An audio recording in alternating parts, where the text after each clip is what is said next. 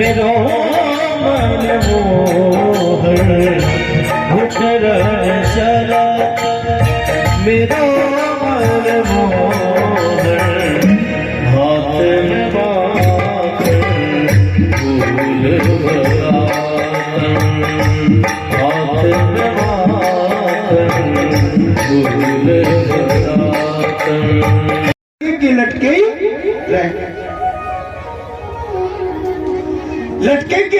रह गए। गोपी आई आकर के कन्हैया का हाथ पकड़े नीचे उतारे। क्या रे माखन चोर आ गया ना आज तो चक्कर में। हाँ? जब तेरी मैया के पास में शिकायत लेकर के जाऊं ना तब तो तू मैया के पक्ष में बोले मैया जी गोपी झूठी है, झूठ बोले मेरा वैसे ही नाम लगा में है ना। और तेरी मैया की भी इतनी लंबी ना आके बड़ी बड़ी बात करे। आज मैं यशोदा जी की नाक के ऊपर तुझे लेकर के चलूंगा। कन्हैया चारों तरफ देख रहे कि किसी की दृष्टि तो नहीं हमारे ऊपर। चारों तरफ देखे कोई देखने वाला नहीं है। गोपी से कहें गोपी तेरे हाथ जोड़ दे, तेरे ठोक दे दूं, तेरी सौगंध गोपी आज के बाद में कहूं ना आऊंगा, केवल आज छोड़ दे बस। आज के बाद में दोबारा कभी तेरे घर में प्रवेश नहीं करना, केवल आज छोड़। तूने माखन की चोरी करी है ना गोपी, तेरी सौगंध गोपी, तेरी सौगंध खा रहे हूं, मैंने चोरी नहीं करी। अरे हे भगवान, चोरी की तो चोरी कर रहे हो, छीके पे लटक रहे हो, माखन की मटकी खाली कर दी और कह रहे हो चोरी नहीं करी। बोले गोपी देख तेरे चचे जो बात कह ले, लेकिन मेरा झूठो नाम मत लगा, मैंने चोरी नहीं करी, तेरी सौगंध खा करके कह रहा हूँ। और अगर तेरी सौगंध से भी कोई विश्वास नहीं है ना तो गोपी तेरे आदमी की सौगंध, मैंने चोरी नहीं करी। अब तो आ गए ना विश्वास ना। कन्हैया तेरी बातन को मुझ थोड़ा भी विश्वास नहीं है। बोले ना अगर विश्वास नहीं है क्यों नहीं है विश्वास जी बता। बोले ये बता मुझे विश्वास कैसे करूं तेरा, तेरे हाथ में माखन लग रहे हो, अगर तेने चोरी नहीं करी तो हाथ में माखन कैसे लगे। बोले गोपी देख हम निकल करके जा रहे हैं, तेरे घर के दरवाजे पर 4-5 बंदर बैठे। सो हमने विचार करो कि गोपी भापरी घर में अकेली है, सुबह से शाम तक अकेली काम धाम में लगी रहे। गोपी के घर में कहीं ये बंदर नुकसान नहीं कर जाए तो हम बंदर को भगा भी के काजे आए। जब बंदर का हमने भगाए ना तो हमारी दृष्टि पड़ी कहा माखन की मटकी के ऊपर। तेरी सौगंध गोपी मटकी के ऊपर चारों तरफ लाल लाल चेटी घूम रही। तो हमने सोची कि देखो माखन के ऊपर चेटी घूम रही है, गोपी भापरी एक एक चेटी कैसे निकालेगी, पूरा माखन खराब हो जाएगा। तो चलो गोपी को थोड़ा सा काम हम करा ले में। सो हमने चाहत थे और जो माखन में थे चेटी निकाली या बजे थे और हमारो जे हाथ है गए। अच्छा लगा, चल कोई बात नहीं, मान ले तूने माखन में थी चेटी निकाली। लेकिन मुझे ये बता तेरे मुंह के जो माखन लग रहे हो जी, तेरे मुंह के भी तो माखन लग रहे हो, ये क्या बात है, मुंह ते भी चेटी निकारी का। बोले गोपी देख तू तो एक एक बातें पूछे, है ना, लेकिन मैं सही हूँ। अरे बोले बता तो सही, मुंह के माखन कैसे लग रहे हो? बोले देख, एक हाथ से तो मैंने छीका पकड़ रखो, एक हाथ से माखन में से चेटी निकाल रहे हो, है ना। अब ये हाथ से तो छीका पकड़ रखो, ये हाथ से चेटी निकाल रहे हो। अब भाई समय मेरे मुंह पे बड़ी जोर से खुजली चली आई, तो मैंने यही हाथ से खुजाल रहे हो, माखन के हाथ से खुजाल रहे हो, सो मुंह के भी माखन। कन्हैया बात बना भी में बड़ो चतुर है, बड़ो चालाक है, लेकिन आज तू कितनी चतुराई कर ले, आज मैं तो छोड़ पे बारी नहीं। आज तो निश्चित रूप से तेरा हाथ पकड़ करके और यशोदा जी के पास में लेकर के। अच्छा, न मानेगी गोपी? हाँ, आज तो नहीं मानू लाला, चाहे कछु भी कह ले। ठीक, कन्हैया को हाथ पकड़ ले और गोपी ने इतना लंबा घूंघट कर ले और हाथ पकड़ करके खींचती खींचती ले जा रही है यशोदा जी के यहाँ। कन्हैया ने विचार करो कि अब तक मैया की दृष्टि में मैं खूब साहूकार बन रहे हो, लेकिन आज जब ये गोपी हाथ पकड़ करके ले जाएगी ना, तो मेरी सारी पोल पट्टी खुल जाएगी, सारी पोल पट्टी खुल जाएगी। सो कहा करना चाहिए, युक्ति निकाली। भगवान कहने लगे गोपी, ओ गोपी, अरे तू कितनी निर्दयी है, तेरे मन में थोड़ी सी भी दया भाव नहीं है का? मेरे हाथ को इतनी जोर से पकड़ रखो है, मेरे हाथ में दर्द होने के काजे लग गए हो। गोपी सुन रही कन्हैया की बात। कन्हैया की दृष्टि पड़ी एक गली की तरफ, तो वो गली में से ये गोपी को देवर कन्हैया को नजर आ गया। सो कन्हैया ने एक हाथ तो गोपी ने पकड़ ही रखे और एक हाथ से गोपी के देवर को इशारों करो, मुंह से नहीं बोले, हाथ से इशारों करो, बोले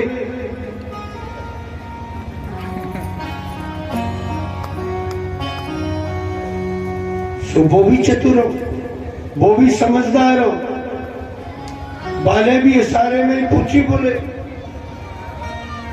क्या काम है, क्या काम है? तो कन्हैया ने फिर से इशारों कर दियो, बोले जिम में चलो जाओ। वाले विचार करो, कोई गोपी कन्हैया को जिम में के काजे ले जा रही है, भोजन करावे के काजे। कन्हैया को भूख नहीं होगी या वजह से वो बुला रहे हो। अब पहले छोटे छोटे बालक को जिम में को शौक हो गए, है ना। आज तो घर में ही नहीं जिम है। पहले जब हम छोटे छोटे बालक थे ना, तो हमारे बड़े दादाजी राजपूतों के यहाँ जीमने के लिए आते। अब यहाँ से जाता निमंत्रण राजपूतों के घर से, तो हमको पता रहता कि आज फलाने साहब के यहाँ से दादाजी का निमंत्रण आया, तो हम दादाजी के बगल में जाकर के बैठ जाते, पैर दबाने लग जाते। दादाजी समझ जाते, उन्हें जीवने के लिए चलेगा क्या? आप कह दो ठीक है, तो बोले ठीक है ना, लंगेटा में चलो चलो। शौक था जीवने का। पहले छोटे छोटे बालक थे जब की बात। अब तो घर में भी दीपावली के दिन भी और सब्जी रोटी बना करके और खाई जाती है। तो मेरे भाई बहन, पहले छोटे छोटे बालकों को जीवने का शौक था, शीघ्रता से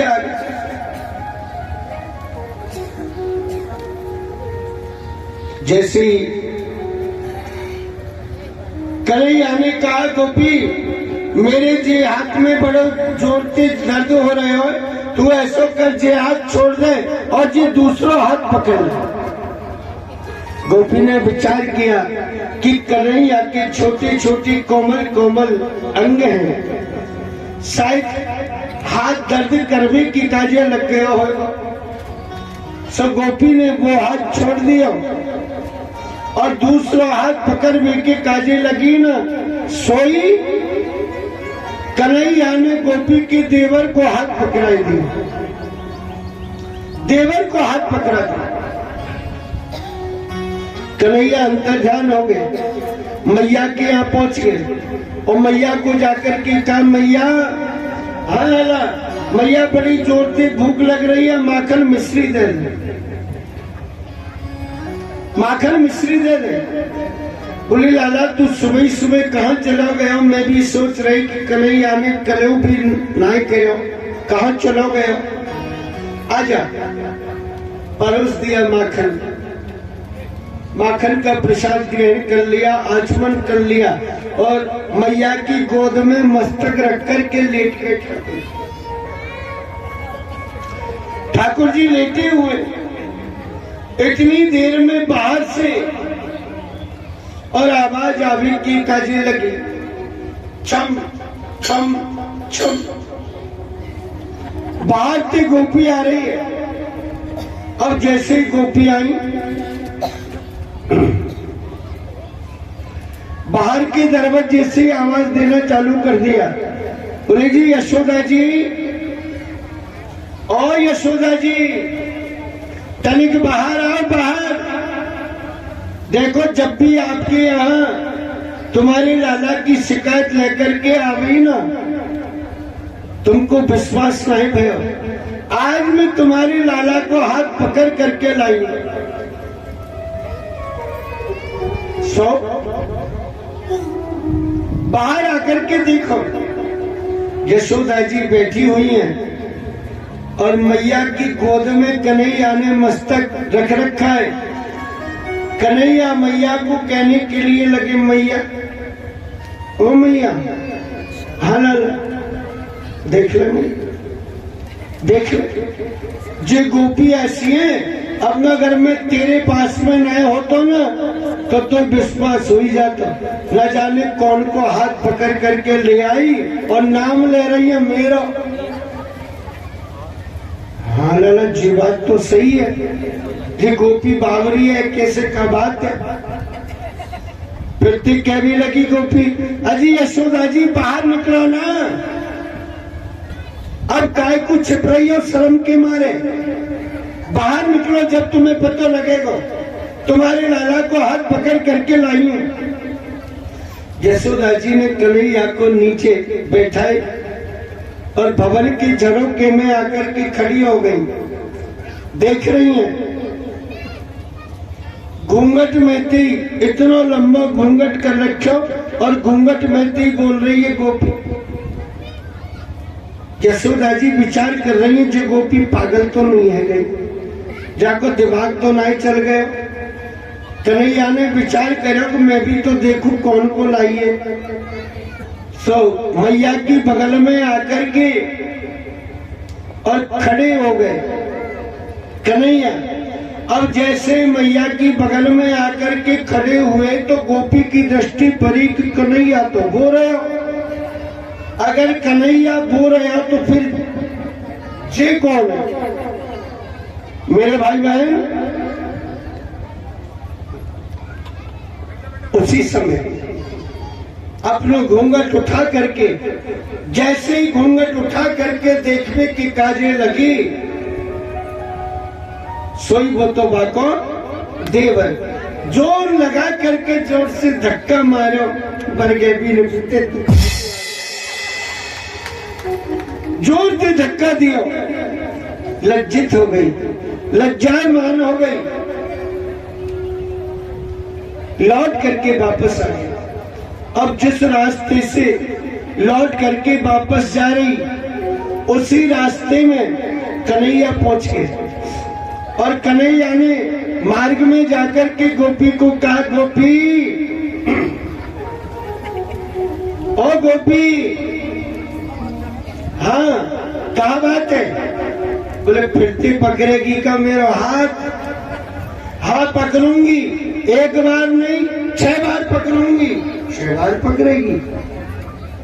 गोपी एक बार तेने मेरा हाथ पकड़ो, जब तो मैंने तेरे हाथ में तेरा देवर को हाथ पकड़ाई दियो, और अब अगर दूसरी बार मेरा हाथ पकड़ने की कोशिश करी ना तो समझ ले कौन को पकड़ाऊंगा। बोले कौन को पकड़ाएगो बताइयो? बोले तेरे कसम को। सोई गोपी लज्जित हो गई, गोपी लज्जायमान हो गई, हाथ जोड़ करके और भगवान को कहने के लिए लगी, प्रभु माया तेरी का कोई अन पाया भेद। नारद सारद शेष भी थक गए, चतुरानन महादेव माया तेरी का कोई अन पाया भेद। हे प्रभु आपकी माया बड़ी विचित्र है। माँ यशोदा कन्हैया को समझावे के काजे लगी है, लाला माखन की चोरी मत कर, जे गोपी ऐसी ऐसी है जो तेरे नाम की बदनामी कर देंगी सारे ब्रजमंडल में, और बदनामी अगर रह जाएगी ना लाला, एक बार किसी भी बात का कोई कलंक लग गया ना तो वो कलंक को कारो छूटने वाला नहीं है। कहते हैं ना कि जल से पतला कौन है। ब्रजभान जी है ना, ब्रजभान जी की लाडली बेटी किशोरी जी, किशोरी जी के साथ में, और जब तेरा नंदोत्सव भयो ना तो बरसाने के गोप गोपी आए तो हमने तेरा टीका भी झिला दियो, तेरी सगाई कर ले। अगर तेरी ससुराल वाले ने पतो चल गए हो ना कि हमारा दामाद तो चोरी करे, लाला सगाई वैसे ही नहीं हो में, बड़ी मुश्किल से तो सगाई हो में, और बिन्ने पतो चल गए हो ना तो सगाई छूट जाएगी, और एक बार अगर छूट गई ना तो तू जाने ही पढ़ लगने पे तो बहुत बात बन जाए। इसलिए चोरी करना बंद कर दे। क्या कह रही है माँ यशोदा, क्या समझा रही है? एक भजन के माध्यम से आप सुने। अरे मैं